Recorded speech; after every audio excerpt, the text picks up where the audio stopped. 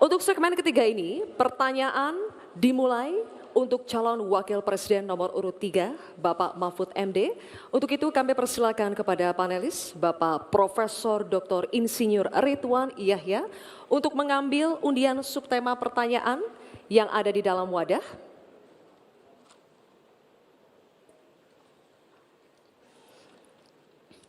Mohon perlihatkan kepada hadirin dan juga kepada kami.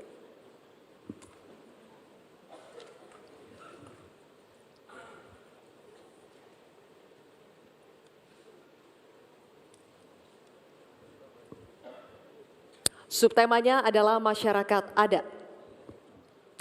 Selanjutnya kami persilakan panelis Ibu Ruka Sombolinggi SPMA untuk mengambil undian daftar pertanyaan dari dalam wadah.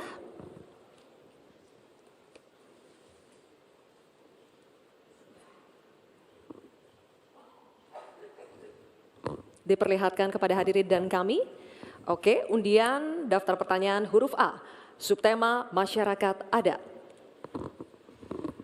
Baik, kami akan buka amplop pertanyaan yang masih disegel ya. Bapak Ibu, kami ingatkan sekali lagi kepada calon wakil presiden untuk menyimak dengan seksama karena pertanyaan hanya akan kami bacakan satu kali. Pertanyaan untuk calon wakil presiden nomor urut 3, Bapak Mahfud MD. Kebijakan agraria dan sumber daya alam sering tanpa persetujuan masyarakat adat. Akibatnya, sejak 2014 terjadi perampasan 8,5 juta hektar wilayah adat, mengakibatkan 678 kasus kriminalisasi dan pemiskinan perempuan adat. Pertanyaannya, bagaimana strategi paslon untuk memulihkan hak-hak masyarakat adat? Waktu menjawab 2 menit dimulai saat Bapak berbicara. Silakan. Terima kasih, moderator. Saya ingin memulai masalah ini dengan pengalaman bahwa saat ini di tahun 2024 ini berdasar rekapitulasi yang dibuat oleh Kemenko Polhukam dari 10.000 pengaduan, itu 2.587 adalah kasus tanah adat. Jadi ini memang masalah besar di negeri ini. Ada orang yang mengatakan, aturannya kan sudah ada, tinggal laksanakan, Anda semudah itu. Justru ini aparatnya yang tidak mau melaksanakan aturan. Akalnya banyak sekali. Itu 4 hari yang lalu ketika kami ketemu di KPK, saya ulangi. KPK mengatakan itu banyak tuh penguasaan tanah, izin tambang. Wah, sudah dicabut nih. Saya nih pengalaman saya juga.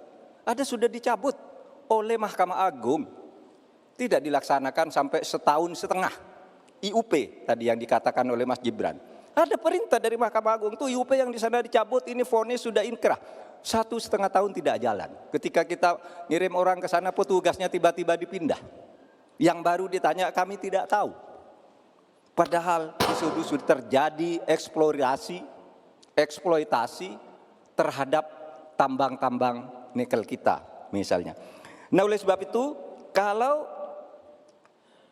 ditanyakan apa yang harus kita lakukan, strateginya adalah penertiban birokrasi pemerintah dan aparat penegak hukum. Karena kalau jawabannya laksanakan aturan itu normatif. Jadi kalau aparat penegak hukum itu hanya orang paling atas yang bisa memerintahkan siapa pimpinan penegak hukum itu. Sekian. Baik, terima kasih Bapak Mahfud MD.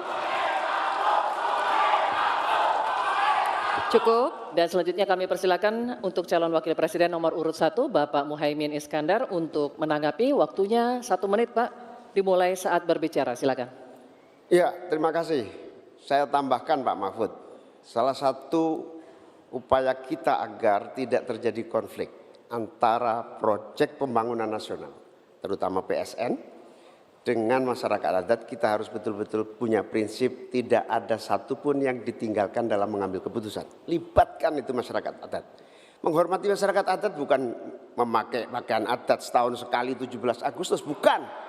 Menghormati masyarakat adat adalah memberikan ruang hak ulayat mereka, hak budaya mereka, hak spiritual mereka, hak dan kewenangan mereka menentukan cara membangun.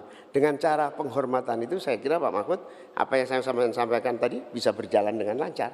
Problem-problem bisa diatasi dengan baik. Karena itu dalam catatan saya, terpaksa saya catat supaya tidak salah, karena ini bagian dari agar kita tidak salah jalan di dalam melaksanakan pembangunan kita. Baik Pak Muhaimin, terima kasih. Dan selanjutnya Tenang ya. kami akan persilakan calon wakil presiden nomor urut 2 Bapak Gibran Raka Buming Raka untuk menanggapi. Waktunya sama 1 menit dimulai saat berbicara. Silakan. Baik, terima kasih Prof. Mahfud.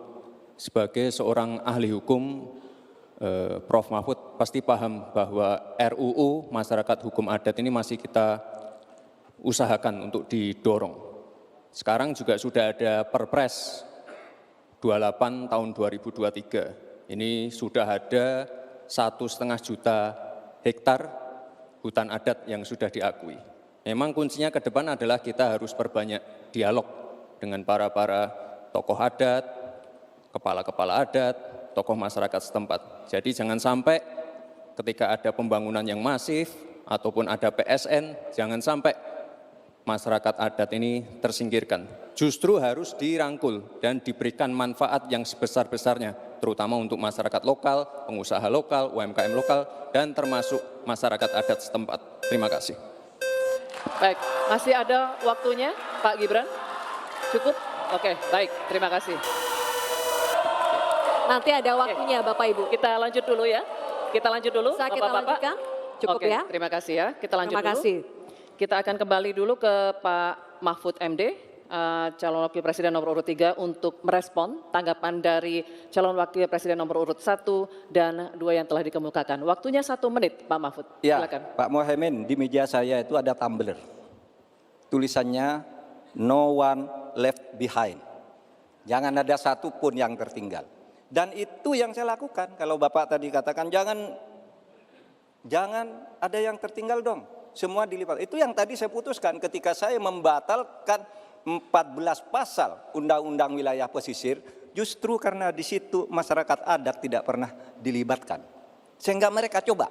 Sekarang ini masyarakat adat yang ada di hutan-hutan di Kalimantan Timur itu 20.000 orang tidak bisa memilih karena tidak punya KTP. Kenapa tidak punya KTP? Karena katanya dia menghuni hutan negara. Kalau hutan negara tidak boleh ada penduduk di situ, padahal dia sudah puluhan tahun di situ.